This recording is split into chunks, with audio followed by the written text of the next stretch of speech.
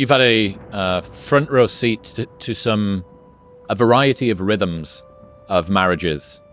Your parents, yours. What have you learned about choosing a good partner? Oh. Well, I'm still learning, but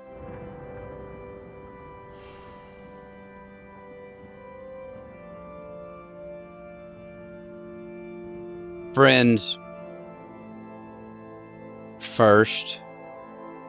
I mean, did Camille and I become friends first? No, we became lovers pretty quickly, but the things I respected about her and saw that she had were things that I valued in a close friend.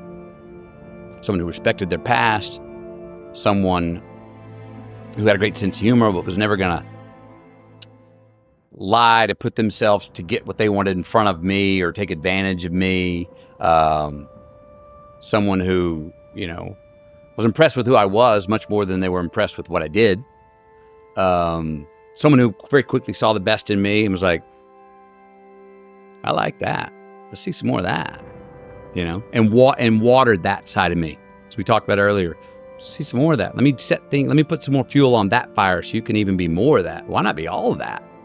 Then if you're going to get together, I think this was a Susan Sarandon line when she was married to, what's his name? Tim?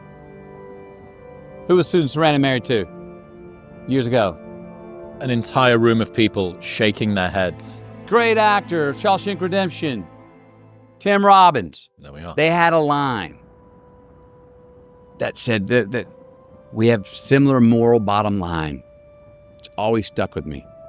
When you're going to partner with someone, especially if you're going to have family, I think, make sure you got a similar moral bottom line.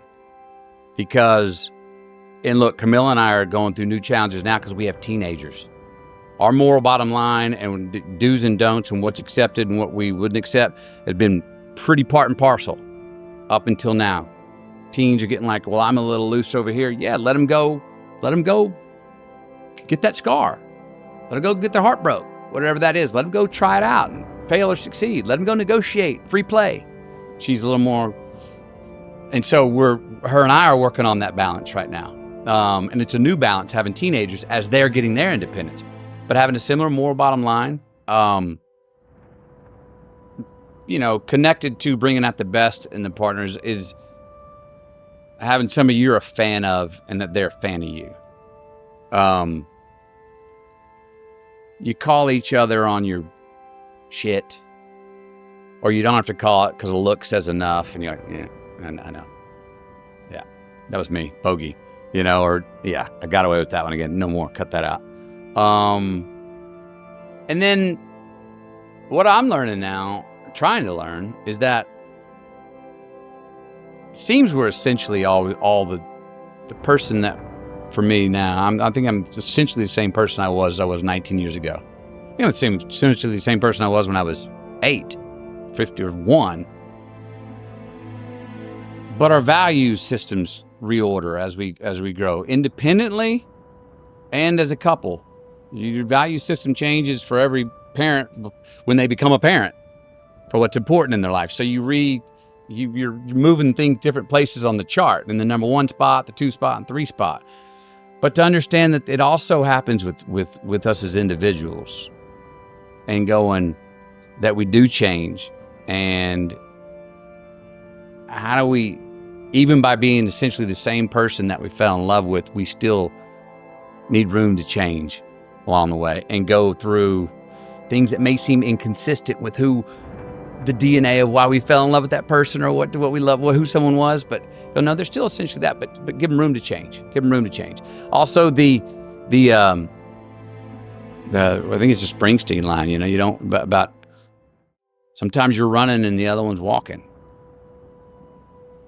And it's okay to be ahead, but don't lose sight. Don't get so far ahead that you leave your mate lost back there going, sometimes, somebody's real healthy, the other one's on IR. But we're still on the same team.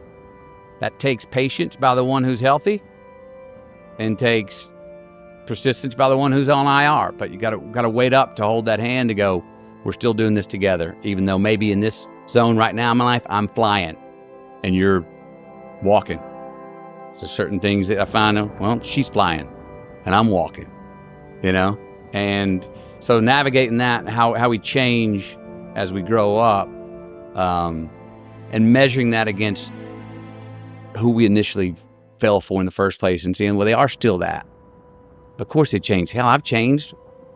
I want to say, you know, and a lot of times I know we say it, I said, well, you've changed. I was like, well, heaven, yeah, I've changed. I'd hope so. Yeah.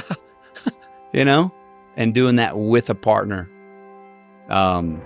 is part of the work, I think, of a relationship.